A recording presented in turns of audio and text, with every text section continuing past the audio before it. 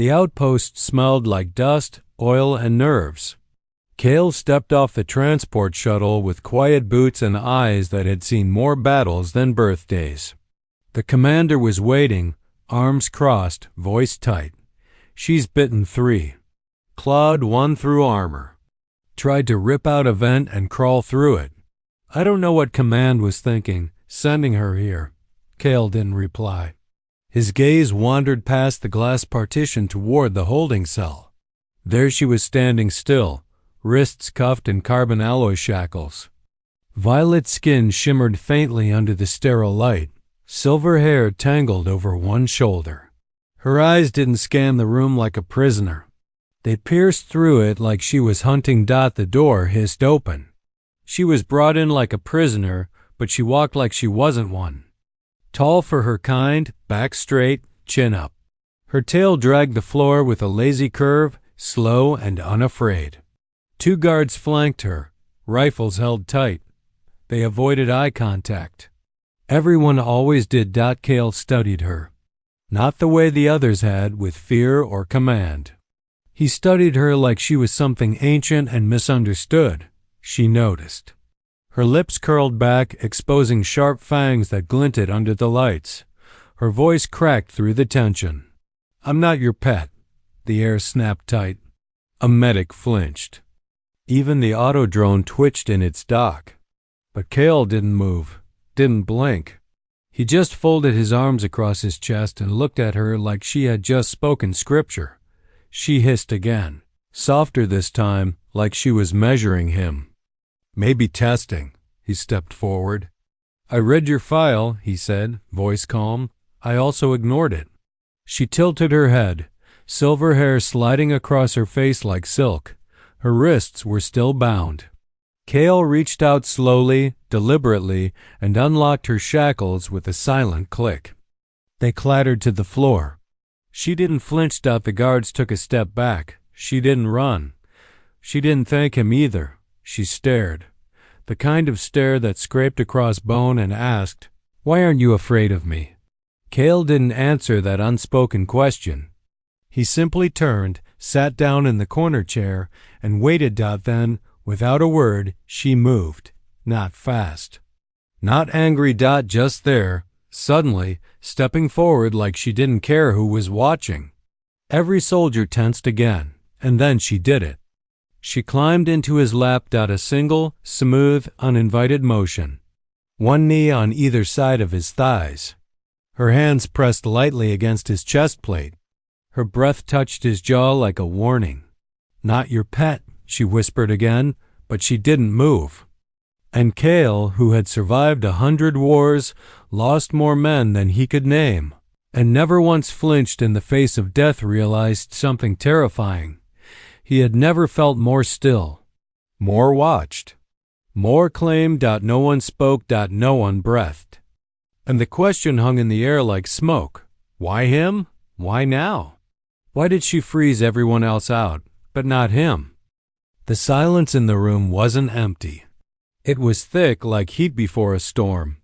She stayed in his lap for 10 full seconds, her eyes locked on his, breath steady, unreadable. Then, without explanation, she slid off him and paced toward the far corner like nothing had happened. The guards didn't follow. They didn't even move. They were still trying to figure out what had just shifted in the air. Kale stood slowly. He didn't look at the officers watching through the glass. Didn't respond to the private channel buzzing in his earpiece. His eyes stayed on her as she curled against the wall, not hiding, not resting, just watching. "I'll take responsibility," he said aloud, voice steady. "For what?" The commander asked. "For her." The girl didn't blink, but her tail flicked once, fast, involuntary. That night, Kale prepared a guest quarter. No cameras, no surveillance feed, no AI restraints. Just a folded blanket at the edge of the sleep couch and one small light on in the corner. He didn't know if she'd even use it. Maybe she'd stay in the vents. Maybe she'd vanish. Maybe she'd bite. But when he opened the door to the holding room, She was already standing there, waiting, no cuffs, no leash. She walked beside him through the hallway in total silence. Eyes forward. Steps light, calculated, calm. Passing soldiers pretended not to stare. They failed. In the room, Kale motioned to the couch. "You'll stay here," he said. She looked around once. Just once. Her expression didn't change, but Kale noticed her tail twitch again when she spotted the unlocked door. "No locks?" she said quietly. "Not a question. None," he confirmed. "No surveillance?" "Only the hallway. Not here." She nodded once, just once. Then turned her back to him. He started to leave, but stopped at the door. Behind him, he heard it. Movement. Deliberate. Soft, not aggressive. Not hesitant either. He turned. She was closer now. 2 steps from him, her eyes glowing faintly in the dark. Expression unreadable. Posture undecided. Then, without warning, she brushed past him. Close enough for her shoulder to graze his chest. And she curled not on the couch, but in the corner beside it. She didn't look at him. "Thought you didn't want to be near me," he said. "I don't," she muttered, eyes closed. "Then why?" A pause. "Because it smells like you?" she whispered. And just like that, she slept. Not like a weapon waiting to strike. Not like prey hiding from a hunter, but like someone who hadn't felt safe in a very, very long time. The next morning, Kale sat cross-legged on the floor, fixing a damaged comlink. Sparks danced from the wires. His face was calm, focused, hands steady from years of fieldwork. He didn't look up when she entered. "You didn't try to touch me," she said coldly. He didn't respond. She stepped closer. Her silver hair was damp, hanging over one shoulder. She looked like someone who had watched every wall burn down but still checked the ashes for traps. "They always do," she added. He met her eyes now. "Who? Men like you? Humans. They call us companions, but they mean pets. Or worse, pretty things that follow commands. Look at me." Her voice hardened. "You didn't even look." "I saw you," he said. Double quotes. "No, not like they do." She stood in front of him now, arms crossed, her shadow long in the dim light. Her tail curled once behind her boots. "Then what do you see?" Kale didn't look away. "Someone who keeps hissing but never runs." Her eyes narrowed. "Maybe I want to see how far you'll let me get before you try to own me." "I'm not trying to own you," he said softly. "I'm trying to earn your trust." The words landed like a drop of water on scorched steel. No crack, no hiss, just quiet shock. She stared at him for a long moment. Then she moved again. Slow. Careful. Closer. Close enough that her breath brushed his cheek. Close enough that he could see the tension trembling just behind her eyes. Her voice dropped to a whisper. "Careful, soldier. If you make me feel safe, I might stop pretending I hate it." And just like that, she was gone. No footsteps. No sound. Just absence. But the heat of her breath stayed behind, and Kale, who had fought death squads and sabotage drones, felt something colder than fear curl into his chest. Not danger. Hope. Because someone like her didn't offer warnings unless they meant to stay. The next time Kale saw her, she was perched on a pipe above the main corridor, knees drawn up to her chest, eyes gleaming through the steam. She wasn't hiding. She wanted to be seen. Wanted to be above, wanted to be a part. Her tail flicked slowly, watching the crew pass beneath her without a sound. No one dared look up. Except him. He stood at the end of the corridor, arms folded, not saying a word. Her gaze found him immediately. They stared across the distance, saying nothing. It felt like a standoff, but Kale knew better. It was an invitation. She dropped down without warning. No sound, no grunt. Just motion fast, fluid, almost feline. She landed inches in front of him and stood chin lifted. "You didn't report me." she said. Kale didn't blink. Should I have? Her lips twitched. Almost a smile, but not quite. They would have.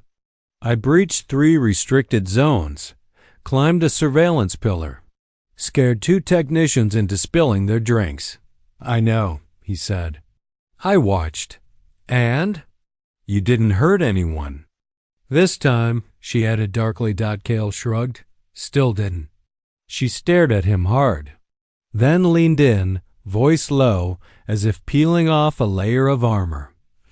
I was designed for softness, you know? Eyes big enough to trigger human trust responses. Skin tone adjusted for rarity. Tail decorative. Voice tuned to soothe. She paused, her breath catching. But the first time I spoke, I bit someone. His jaw tightened, but he didn't interrupt. He touched my face. I warned him. He laughed. Her fangs showed now, lips barely curled. He didn't laugh after. What happened to him? Broken finger. Shattered illusion. Her tone darkened. They called me wild, incompatible, unbondable, so they sedated me. Again and again. Until I stopped speaking. She looked down for the first time, hands fisting at her sides. But then they sent me here, to you. And you didn't touch, didn't chain, didn't order. Kale waited. He could feel the tremble in the air between them. Not fear, not rage. Vulnerability. Then she looked up, and her voice dropped to a near whisper. What are you? He raised a brow. Human, same as the ones you clawed. No, she snapped. They smell like control. You don't. They breathe power. You breathe. She hesitated. Space. A long silence passed. Only the hum of the corridor filled it. Then she stepped back. Like the moment had become too real. Kale turned, walking with her in silence until they reached the mess hall. The moment she stepped in, the room stilled. Eyes followed her. Some with curiosity, most with caution. Her violet skin glowed faintly under the lights. Her silver hair was tied back now, revealing the line of old scars down her neck. Not decorative. Not aesthetic. Branding. Someone at the far table muttered, Look what he brought in now, another stray with claws. Someone else chuckled. Her ears twitched. But before she could turn, before the heat in her bones could rise to fire, Kale stood. His voice didn't rise, but it cut. She's not a stray, he said. The room went still. She's under my protection. Another soldier scoffed. So what? You gonna chain her to your side? Kale stepped forward, face calm. No. But anyone who touches her answers to me. No one laughed after that. She sat down across from him without a word. Didn't make eye contact. Didn't thank him, but she slid her food tray forward. Try this, she said, eyes locked on her hands. It smells like something you'd like. He didn't move, didn't take it. Just smiled faintly. No thanks, no apology. No explanation, but something had changed. That night, Kale found her on the couch. Not beside it. Not curled in the corner on it. She was sitting with her knees drawn up, arms wrapped around them, face turned toward the viewport. The stars moved slowly outside, a river of frozen light. She didn't look at him when he entered. Didn't speak right away. Then, without turning, she murmured, You sleep with the lights off. Yeah, he said, sitting across from her. Easier to rest. Not for me, she whispered. They always left the lights on, said it was for safety. But really, it made it easier to watch us. Her voice cracked at the end. A sound like something breaking behind a wall. Kale didn't respond. He didn't move closer. He just stayed. I wasn't made for war, she said softly. Not like you. I was made to smile on command. I was made to kneel when told. But I didn't, and they didn't like that. What happened? I kept biting, she said. A small, dangerous smile touched her lips. So they stopped naming me. She turned finally, meeting his eyes. Then they sent me to you. Kale leaned forward, elbows resting on his knees. I don't want you to obey me. She blinked. Once, then what do you want? He answered without hesitation. To see who you are when you're not surviving. Something in her face, something rigid and sharp dash melted. She didn't hiss. Didn't retreat. She just breathed. And for the first time in years, she stayed. The station's night cycle washed everything in low amber light, soft as dust, quiet as breath. Most of the crew were asleep or pretending to be, but Kale sat alone in the observation chamber, boots on the console, shoulders relaxed, eyes watching. The stars drift past like they didn't know war existed. He wasn't expecting her, but he knew the moment she entered. She didn't speak, didn't announce herself with a hiss or a glare. No warning, no sound. Just presence. She walked in like smoke, slow, silent, unbothered by the hum of machines or the way the lights caught the silver in her hair. Kale didn't turn. He didn't need to. The air shifted when she moved. The silence bent around her like it recognized its queen. She stopped behind him, close enough to touch. But DIDN single quotes T. Not yet. Couldn't sleep? He asked quietly, still. Looking at the stars. Your room smells like patience, she said. He smiled faintly. Is that bad? No, it's confusing. He turned now, and she was standing there with bare feet. One hand curled around the doorway like she wasn't sure she was allowed to stay. But her eyes said something different. I had a dream, she said, voice distant, one of the old ones. The kind they tried to erase. He sat up, gesturing gently toward the other chair. She ignored it. Instead, she walked forward and stepped between his knees. Then slowly, without a sound, she climbed into his lap again, but this time she didn't come with fangs or fire. There was no challenge in her eyes. No fight. Just need. Her arms slipped around his shoulders, her forehead resting gently against his. Her tail curled softly across his thigh. I don't know why I'm here, she whispered. I don't know what you're doing to me. I'm not doing anything, he said. That's the problem, she breathed. He didn't move, didn't tighten his hold. Just let her rest. I've spent my whole life bracing for pain, she murmured. For leashes, for commands, for betrayal with soft voices. I don't know what to do with this. With what? The way you don't take anything from me. A long silence. Then her voice, barely audible. I don't feel owned with you. You aren't, but I feel wanted, and that's worse. He exhaled softly, arms still gentle around her. Why is that worse? Because I could get used to it. A beat passed. Then another. And if you leave, if you break that quiet, then it's not just pain. It's hope that gets ripped out. Her voice trembled. And I don't survive hope. I survive cages. I survive orders, but not this. Kale didn't speak, because he knew anything he said right now would sound like a promise, and she didn't need promises. She needed someone who stayed. So he did. For minutes, maybe hours, neither of them moved. And then, just as quietly as she had arrived, she stood. But not to leave. She walked over to the window and leaned against the glass, eyes on the stars. Her voice came soft, thoughtful. They always said the stars belonged to those who built the ships. They were wrong, Kale said. How do you know? Because you're the only thing in this room that makes them look small. She didn't reply. But her fingers lifted, one by one, pressing to the glass as if memorizing a path to somewhere.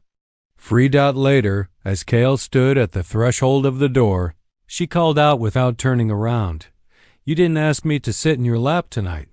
I didn't need to. Why? He paused. Then said the truth. Because I think you finally wanted to. A slow breath left her lips. Then she whispered something he almost didn't catch. I think I did too. The next morning, Kale was gone. His quarters were quiet, untouched, The blanket on the sleep couch folded neatly as always.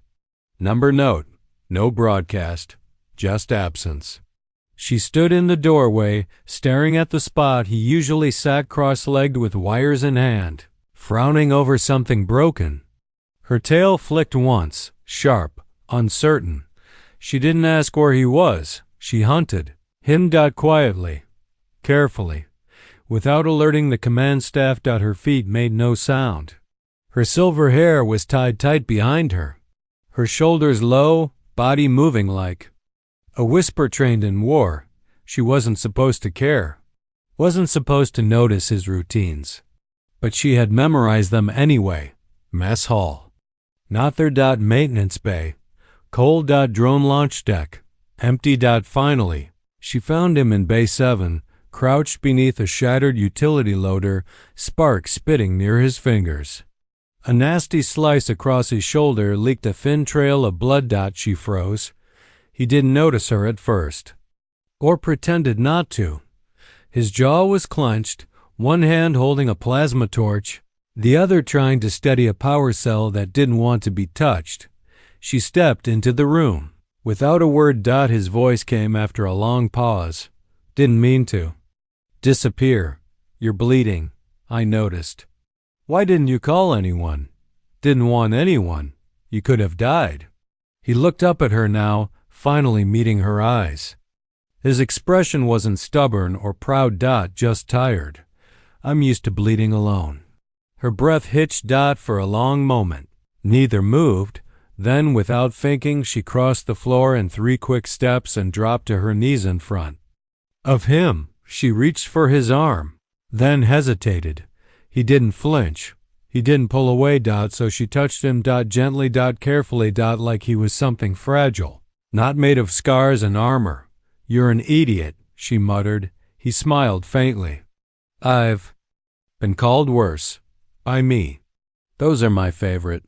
She began to clean the wound with a cloth from her pocket, something she'd stolen from medical 2 days ago. She hadn't known why. Until now. As she worked, her voice stayed low. I don't understand this. What? This thing? Between us. He didn't answer. She didn't expect him to. I hated you when I met you, she whispered. Because you didn't fear me. And worse, you didn't want me the way others did. Why is that worse? Because it made me curious. Kale tilted his head. And now? She met his eyes. Her hand still holding his. Now it makes me quiet. A long silence followed. Heavier than usual. Her voice dropped again. You make me quiet. You say that like it's a bad thing. It is. I was made for noise, for charm, for performance. Being quiet. It's new. Maybe that's not bad. Maybe it's healing. She swallowed. Hard. Then stood. And, without waiting, climbed into his lap again. He stiffened, just a little but only from surprise. Her arms wrapped around his neck. Not possessively, not in defiance, but because she wanted him still, because something inside her wouldn't stop shaking until she could feel his heartbeat against hers. She rested her head against his shoulder. His uninjured arm circled her waist. Her tail curled around his leg like a whispered sentence. I hate how warm you are, she muttered. Sorry. I hate how calm you are. I can work on that. Don't. A beat passed. Then her voice dropped so low only he could hear it. I know I'm not yours, but I want to stay anyway. He didn't speak. He didn't need to, because when his arms tightened, just slightly, she melted against him with a soft breath she didn't know she'd been holding for years, and somewhere between the silence and the warmth, the part of her that had been built to obey began to feel something even more dangerous. Freedom.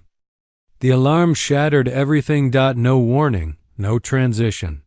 Just sudden screaming red light and the bone-deep wail of the strike alert. The station's emergency systems lit up the halls like blood veins pulsing through steel. Soldiers scrambled. From bunks, weapons slung, voices echoing with clipped urgency. But Kale was already awake. And she was already at his door. Panting. wild-eyed, violet skin flushed with adrenaline, silver hair clinging to her face. She wore nothing but a loose station-issue tunic and bare feet, but her claws were out, sharp. Ready, he was strapping on armor when the door hissed open, and she stepped in before he could speak. "Stay here," he ordered. Reaching for his rifle, she stepped in front of him. "No," he blinked. "This isn't. You don't get to tell me to hide while you bleed," she snapped. "You told me I was free. You don't get to cage me now." His mouth opened, closed and the power flickered. A deep rumble shuddered through the walls. Something heavy had landed on the outer hull. "It's a strike team," he said, voice low. "They're not here for supplies." She nodded once, sharp. "They're here for me." He met her eyes, and she didn't look away. "You don't have?" "To prove anything," he said. "I'm not proving. I'm protecting." She turned before he could argue and moved into the hall, fast and fluid like a memory made of muscle. Two intruders turned the corner. They saw her. Too late.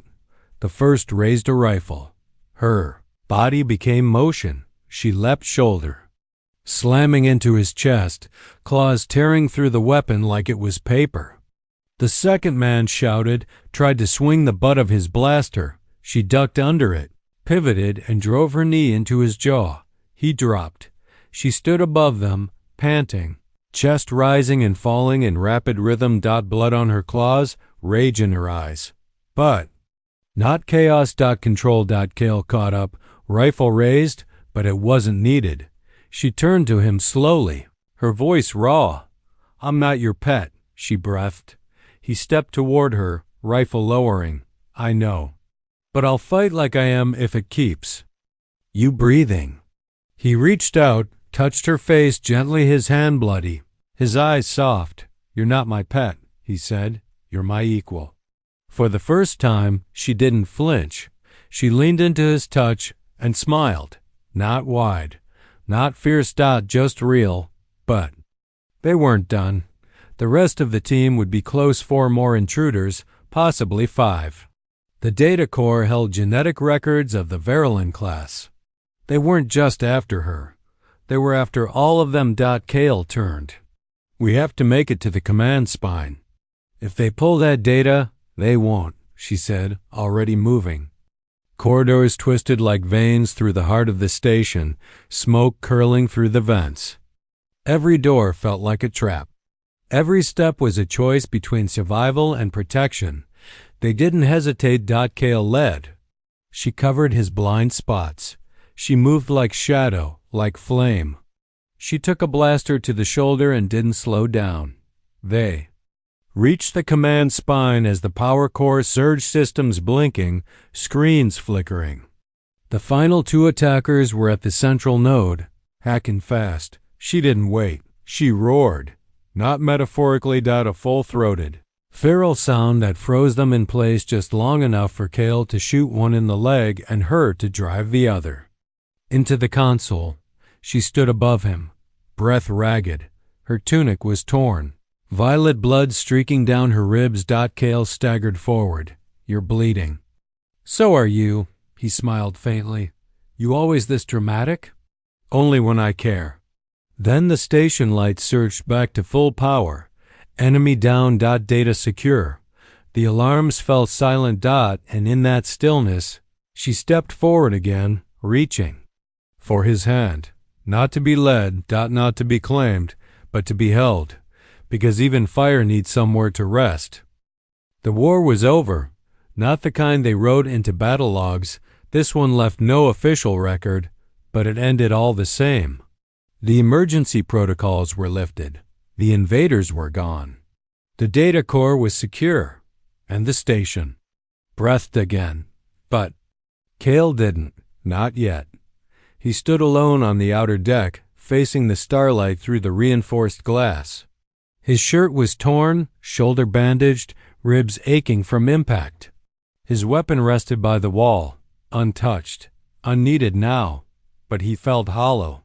Not because of the pain, because she was gone. She hadn't returned to his room, not to the couch. Not to the mess hall. Not even to Bay 7, where he'd once bled alone and she'd touched him like he mattered. It had been 16 hours. She had vanished into the station's metal bones like she had never existed. No trail, no broadcast, no scent left behind. He'd checked every hallway, but she was verran, built for silence, trained for escape, and he, despite everything, had given her freedom. So if she left, he had to let her go. His hands clenched behind his back. His chest felt heavier than the armor he used to wear. It was always going to end this way, wasn't it? They never stayed.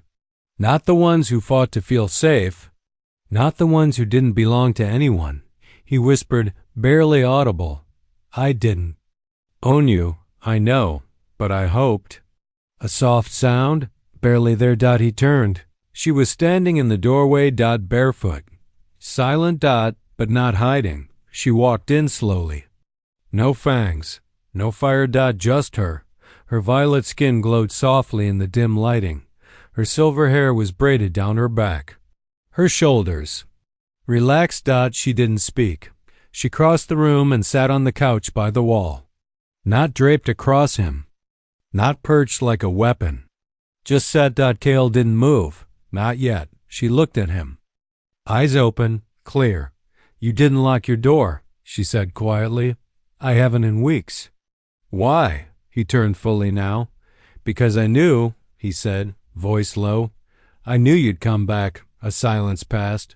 But it wasn't empty. She stood again, walked over, and this time, she didn't climb into his lap. She leaned, rested her head on his shoulder, arms at her sides, tail flicking once, slow and deliberate. He didn't touch her, not until her fingers brushed his. Not until she whispered, I don't belong to anyone. I know. But with you, I don't feel owned. He turned slightly, resting his cheek against her temple. You're not here because you have to be. No, she said. Then why? Because, her voice trembled just once, I chose you. His chest tightened, not with pain, but something scarier. Something holy. She looked up at him then, and just before she could pull away, the console beside them chimed. A small alert. Harmless. But Kale saw it. First. A diagnostic scan. Accidental. A flicker of data across the screen. Biosignal. Imprint detected verran strain. Unscheduled bonding confirmed subject. Unregistered recentee. Human sergeant. Kale verran. He stared at it. So did she. Her expression shifted. A flicker of fear. Of shame. Of instinct. She stepped back, jaw tight, body going rigid like a cornered animal. I didn't mean to, she began. Stop. He moved forward. One step. You didn't do anything wrong. But they'll say I violated. No, he said, firmer. This wasn't programming. His voice dropped. You weren't engineered for this. Her breath caught. He placed his hand gently over her chest, right above her heart. You chose to bond. She nodded, once. And then whispered, I don't want to belong. You don't. Then what is this?